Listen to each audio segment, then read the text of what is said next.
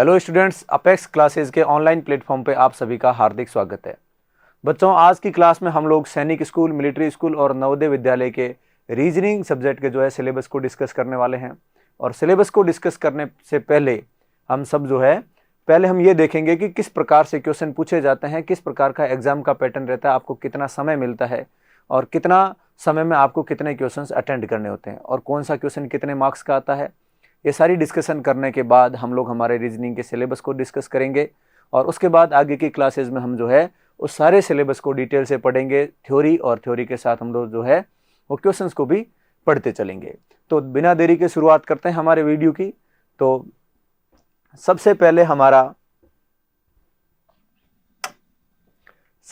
हम लोग देख रहे हैं मिलिट्री स्कूल के एग्जाम पैटर्न के बारे में। तो मिलिट्री स्कूल का एग्जाम पैटर्न, एंट्रेंस एग्जाम जो होता है आप सभी को पता है, 6th और 9th क्लासेस के लिए होता है। तो 6th क्लास सैनिक स्कूल, नवोदय स्कूल और मिलिट्री स्कूल तीनों का एग्जाम का जो होता है एंट्रेंस एग्जाम, वो क्लास 6th और क्लास 9th के लिए होता है। ठीक है, तो सबसे पहले मिलिट्री स्कूल क्लास 6 के लिए वो हमारे को किस प्रकार से क्वेश्चन पूछे जाते हैं, किस किस सब्जेक्ट के क्वेश्चन पूछे जाते हैं। तो हमारे पास 4 सब्जेक्ट होते हैं। 4 सब्जेक्ट में कौन कौन सा होता है?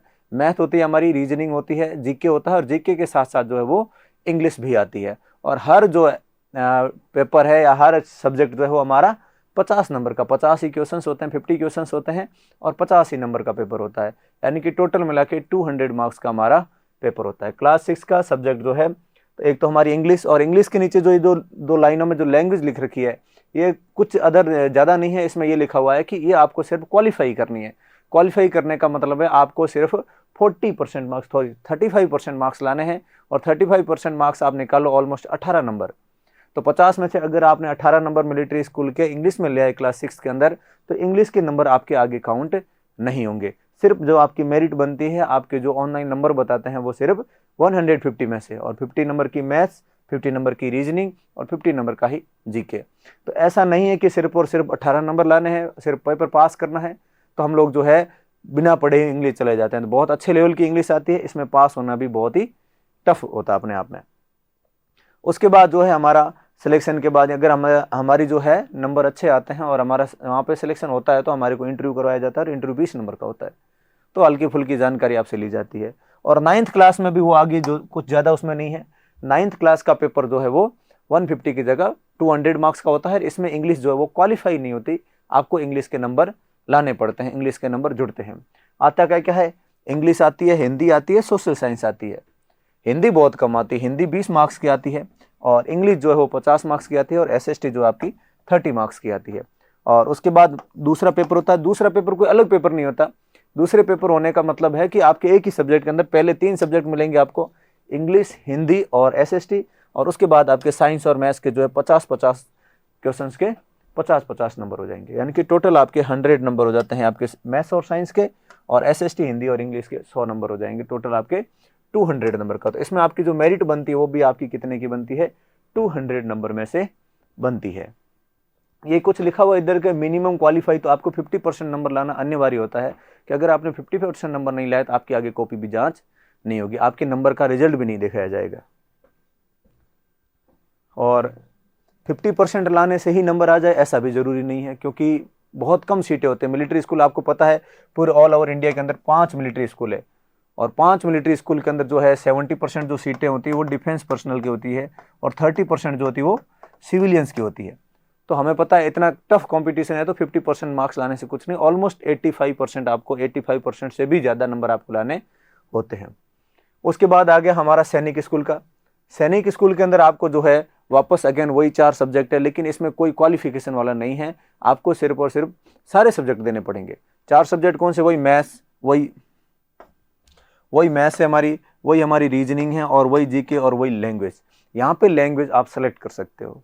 तो यहाँ पे मिलिट्री स्कूल में हमारे पास लैंग्वेज सेलेक्ट करने का कोई ऑप्शन नहीं होता। हमारे पास सिर्फ होता है तो लैंग्वेज हमारे को इंग्लिश देनी ही पड़ेगी, वहाँ हिंदी का कोई ऑप्शन नहीं होता। यहाँ आप ऑप्शन चूज कर सकते हो कि भाई मेरे को हिंदी अच्छी नहीं आती तो मैं इंग्लिश लूँगा, या फिर मेरे को इंग्लिश अच्छी नहीं आती तो मैं हिंदी सेलेक्ट करूँगा। तो आपको हर सब्जेक्ट के कितने क्वेश्चन मिलेंगे?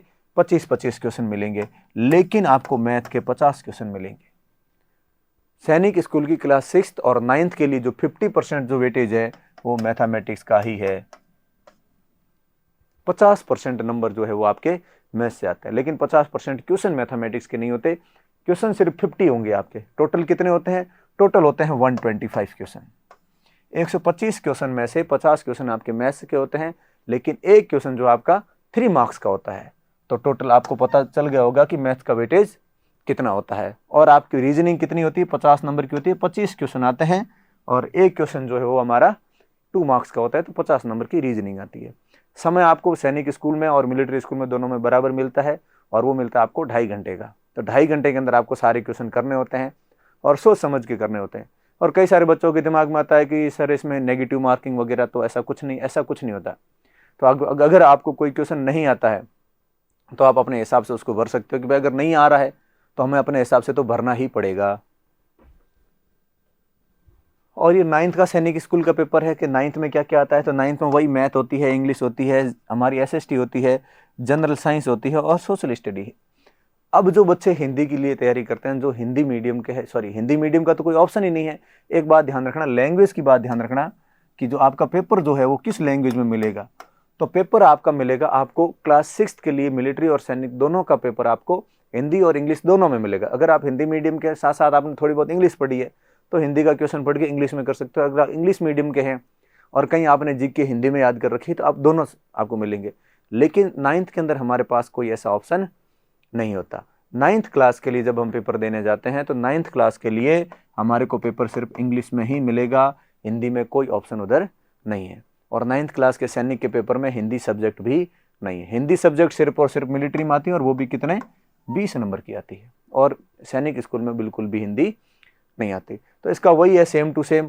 हमारे जो है 6th क्लास का जो पेपर था वो हमारे 300 मार्क्स का था, और हमारा 9th का पेपर वो कितने नंबर का है? 400 मार्क्स का। अगेन वही सेम टू सेम पैटर्न है कि 50% उसमें भी मैथ्स ही और 50% इसमें भी मैथमेटिक्स है। उसमें भी 50 क्वेश्चन थे, इसमें भी 50 क्वेश्चन है।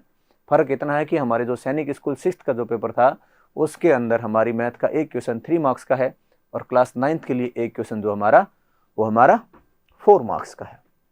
बढ़ते हैं आगे। देखो दोस्तों, हम लोग ज़्यादा जो है टाइम नहीं लगा रहे हैं, एक बार थोड़ा डिस्कस कर लेते हैं किस हिसाब का आपका पेपर बनेगा। बाकी फिर मैं आपको सिलेबस के टॉपिक बता दूंगा हिंदी और इंग्लिश दोनों में, और उसके बाद हम लोग जो है अगली क्लास से हमारे जिस प्रकार से हमने जो सिलेबस बनाया है उसी सिलेबस के हिसाब से जो है क्लास करते करते आपको सारी चीज़ें बताएंगे। अगर आप एग्जाम की तैयारी कर रहे हैं तो आप निश्चिंत रहें, हमारे साथ जुड़े रहें, तो आपको जो है सारी की सारी बातें और सारे पॉइंट्स और पुराने सालों के क्वेश्चंस, तो जो प्रीवियस ईयर्स क्वेश्चन है वो जो आ रखे हैं वो सारे हम लोग यहाँ डिस्कस करेंगे, ताकि आपका जो एग्जाम के प्रति जो डर बैठ गया है कि थोड़ा मुश्किल होता है, कि कितना मुश्किल होता है, कि रीजनिंग जो 5th और 6th क्लास के लिए या 8th और 9th क्लास के लिए जो रीजनिंग आती है, तो रीजनिंग से हम पहले इंट्रोड्यूस नहीं होता, हमने पहले कभी पढ़ी नहीं होती, तो उससे भी आपको डरने की ज़रूरत नहीं है। बिल्कुल हम आसानी से और बेसिक लेवल से शुरू करके और अच्छे लेवल तक और पुराने क्वेश्चंस को करते हुए, ताकि आपको लगे कि हाँ ये क्वेश्चन मैं कर सकता हूँ। नवोदय विद्यालय में क्या होता है? नवोदय विद्यालय में रीजनिंग आती है, मैथ्स आती है और साथ में हिंदी आती है। हिंदी आने का मतलब है लैंग्वेज आती है, कि अगर आपको इंग्लिश अच्छी है तो आप इंग्लिश लो, और हमारे नॉर्थ इंडिया के अंदर मोस्टली लोग जो है हिंदी को चूज़ करते हैं, क्योंकि हिंदी हमारी ज़्यादा फेमिलियर मातृभाषा है। तो हिंदी आती है 20 नंबर की। 40 नंबर की कौन सी आती है? रीजनिंग आती है। रीजनिंग सबसे ज़्यादा आती है, और यहाँ पे रीजनिंग में ज़्यादा कुछ नहीं आता। जब आपने देखा होगा कुछ डायग्राम आते हैं, कौन सा डायग्राम उसके जैसा है, कौन सा नहीं है, कौन सा बनता है, कौन सा नहीं बनता, अलग डिफरेंट चूज़ करो या एक जैसा चूज़ करो, ऐसा ही। तो डायग्राम वाली रीजनिंग आती है। 40 क्वेश्चन आते हैं, 20 क्वेश्चन हिंदी के आएंगे आपको, और 20 क्वेश्चन आपके जो है वो किसके आते हैं? मैथमेटिक्स के। टोटल 80 क्वेश्चन बनते हैं, और एक क्वेश्चन जो है हमारा 1.25 मार्क्स का होता है। तो टोटल हमारे कितने नंबर बन गए? 1.25 नंबर का एक क्वेश्चन होता है, तो टोटल हमारे नंबर होते हैं 100 नंबर का। 100 नंबर का पेपर होता है, और इसकी भी मेरिट अच्छी खासी जाती है अपने डिस्ट्रिक्ट के हिसाब से। अगर आपके डिस्ट्रिक्ट में अच्छी कंपटीशन है तो वहाँ 90 से अबव या 92 93 तक कट ऑफ जाती है। और 9th क्लास के लिए बात करें सिलेबस की, सॉरी एग्जाम पैटर्न की, तो वही है सेम। 100 नंबर का क्वेश्चन होता है, और 100 नंबर होता है, 100 ही क्वेश्चन होते हैं। 6th क्लास के लिए हमारे क्या होते हैं? 80 क्वेश्चन होते हैं, 100 मार्क्स होते हैं। लेकिन यहाँ जो है एक क्वेश्चन 1 मार्क्स का होता है, 100 ही क्वेश्चन होते हैं और 100 ही नंबर होते हैं। एक बात ध्यान रखें आप लोग, कई सारे बच्चों को डाउट होता है कि कई बच्चे हिंदी मीडियम से होते हैं, तो हिंदी मीडियम वाले क्या करते हैं? नवोदय विद्यालय की तैयारी कर सकते हैं, सैनिक और मिलिट्री की नहीं कर सकते। क्यों नहीं कर सकते? क्योंकि वहाँ पेपर आपको प्योर इंग्लिश में मिलेगा, आपको एक भी शब्द हिंदी में देखने को नहीं मिलेगा, मिलिट्री स्कूल की हिंदी लैंग्वेज के अलावा। लेकिन आपका जो है नवोदय विद्यालय का जो पेपर है वो आपका हिंदी में होता है, 8th क्लास का पेपर भी हिंदी में होता है। तो आपको कोई चिंता करने की जरूरत नहीं। अगर आप 8th के और हिंदी मीडियम के और आप चाहते हो कि मैं किसी एंट्रेंस टेस्ट की तैयारी करूं, तो आप जो है हिंदी मीडियम में आप नवोदय का पेपर दे सकते हो। और एक और बात ध्यान से सुन लें कि नवोदय का पेपर अगर आपने हिंदी लैंग्वेज चूज की तो आपको हिंदी में ही मिलेगा। अगर साथ में आपने कुछ सब्जेक्ट आपको इंग्लिश में याद किया है तो आपको साथ में इंग्लिश देखने को नहीं मिलेगी। वहां आपसे पूछ लिया जाएगा कि आप किस सब्जेक्ट को चूज कर रहे हो, तो आपको बोला जाएगा अगर आपका मीडियम हिंदी है तो आपको पेपर हिंदी में दिया जाएगा, अगर आपका मीडियम इंग्लिश है तो आपको पेपर इंग्लिश में दिया जाएगा। ऐसा नहीं है कि आपने आधे सब्जेक्ट हिंदी में पढ़े हैं आधे इंग्लिश में पढ़े हैं तो आपको बाईलिंगुअल मिल जाए, दोनों लैंग्वेज का नहीं मिलता सैनिक मिलिट्री के तरह। तो चलो इसमें भी देख लेते हैं। इंग्लिश जो होती है वो हमारी 15 नंबर की इंग्लिश आती है, और हिंदी जो आती है 15 मार्क्स की हिंदी आती है, मैथ्स आती है हमारी 35 मार्क्स की, और साइंस आती है हमारी कितनी 35 मार्क्स की। ये हमारा नवोदय का एग्जाम पैटर्न होता है। और अब हम चलते हैं हमारे सिलेबस की तरफ। तो मैं कोशिश करूंगा आपको सही तरीके से समझाने की, और आई होप मैं जो बता रहा हूं आपको चीज़ें समझ में आ रही होगी।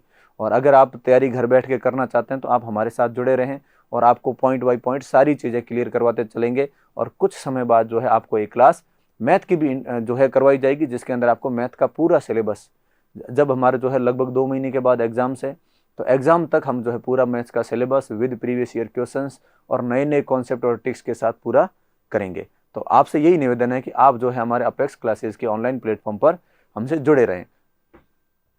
तो रीजनिंग का सिलेबस में जो है कई सारे पॉइंट्स दे रखे हैं, कई सारे टॉपिक। तो कई सारे टॉपिक में ये नहीं कि सारे के सारे टॉपिक जो हमारे क्लास 6 के आते हैं, इसमें कुछ क्लास 6 के आते हैं, कुछ क्लास 6 में नहीं आते, कुछ 9th के लिए आते हैं।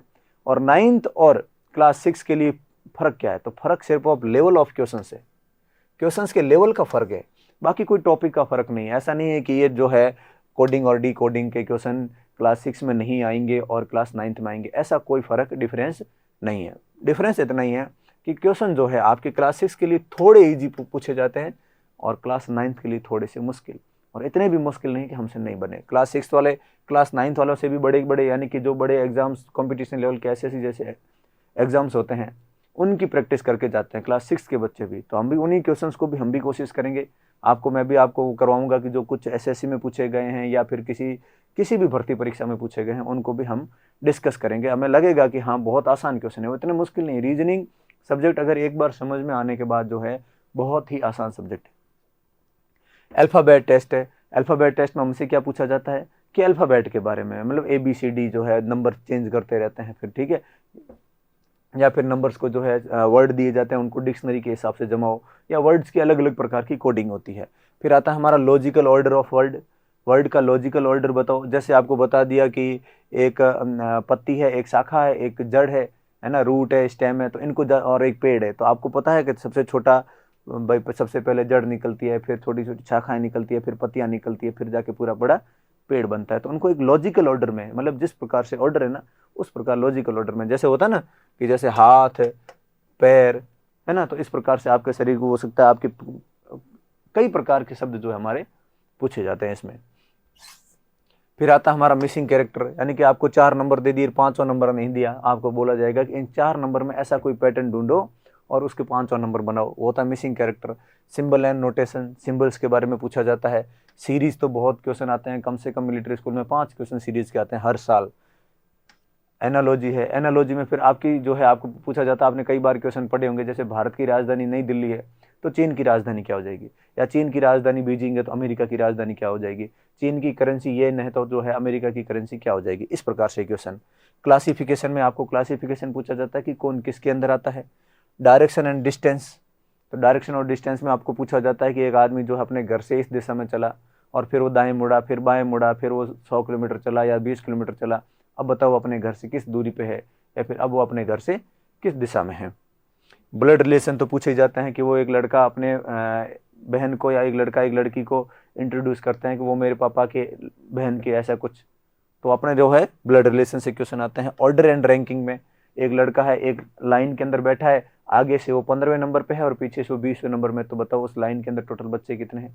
अलग अलग टाइप्स के जो है हमारे ऑर्डर एंड रैंकिंग से क्वेश्चन बनते हैं। सिटिंग अरेंजमेंट से क्वेश्चन बनते हैं, कई सारे बच्चे जो है एक लाइन में बैठे हैं, वो उसके दाएं बैठा है, वो उसके 2 स्थान बाएं बैठा है, तो ऐसे करके जो हमारा सिटिंग अरेंजमेंट के क्वेश्चन बनते हैं, ग्रुप एंड सिलेक्शन के, समूहकरण के, और ये जो है ज़्यादा हमारे नहीं पूछा जाता।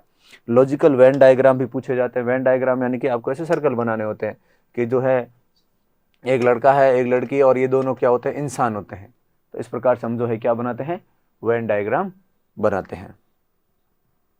फिर अगला टॉपिक है हमारा असर्शन एंड रीजन, मतलब कुछ कथन दिए जाते हैं और उस कथन के लिए कुछ कारण दिए जाते हैं और पूछा जाता है कि जो कथन लिखा हुआ है कि उसके लिए कारण ये सही है।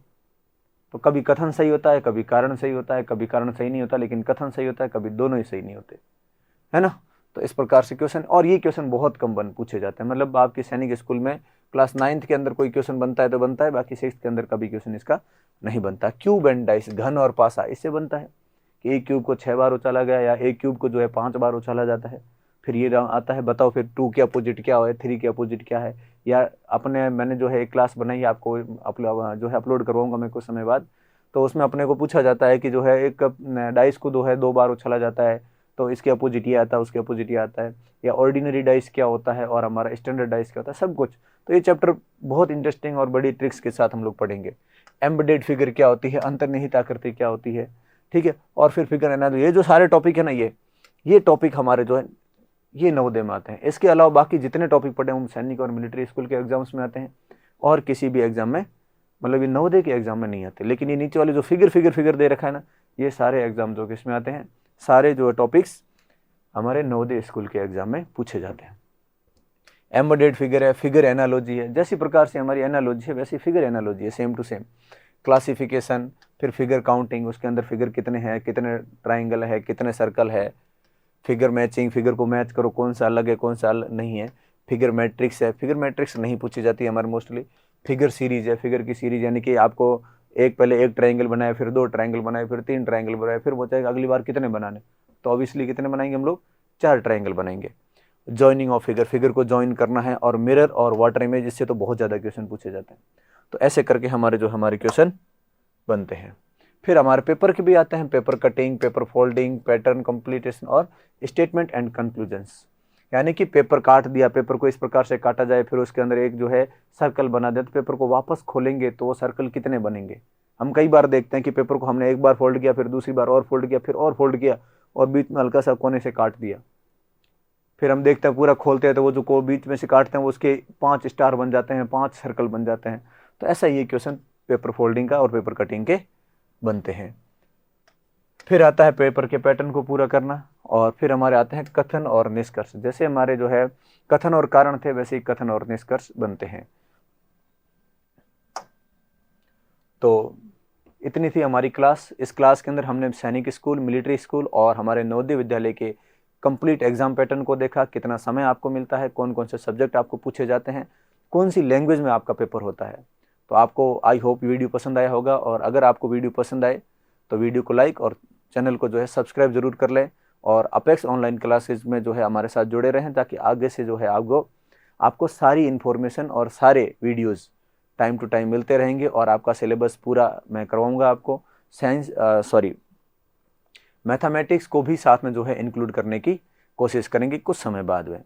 तो आप हमसे जुड़ें, और आपको कोई भी डाउट है तो आप जो है अपेक्स क्लासेज के या फिर अपेक्स सैनिक स्कूल के जो है इस नंबर पे आप कॉल करके पूछ सकते हैं।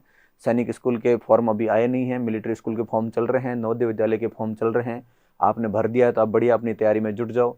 और अगर आपने फॉर्म नहीं भरे हैं तो आपको बता दें भाई, नवोदय विद्यालय की लास्ट फॉर्म भरने की लास्ट डेट आपकी 16 तारीख है, और मिलिट्री स्कूल के फॉर्म भरने की लास्ट डेट आपकी 19 तारीख है। तो समय रहते आप अपना फॉर्म भर लें। और अगर आपको फॉर्म भरने में कोई समस्या आ रही है तो आप ज़रूर हमें कमेंट करके बताएं, और ज़रूर हमें ये फ़ोन करके पूछ लें कि सर हमें ये प्रॉब्लम आ रही है, तो हम आपकी प्रॉब्लम को हो सकता है कुछ दूर करें। और या फिर आपको आपको तैयारी में प्रॉब्लम आ रही तो तैयारी तो हम करवाना शुरू कर ही रहे हैं। तो मिलते हैं अगले वीडियो में, तब तक के लिए जय हिंद, जय भारत दोस्तों।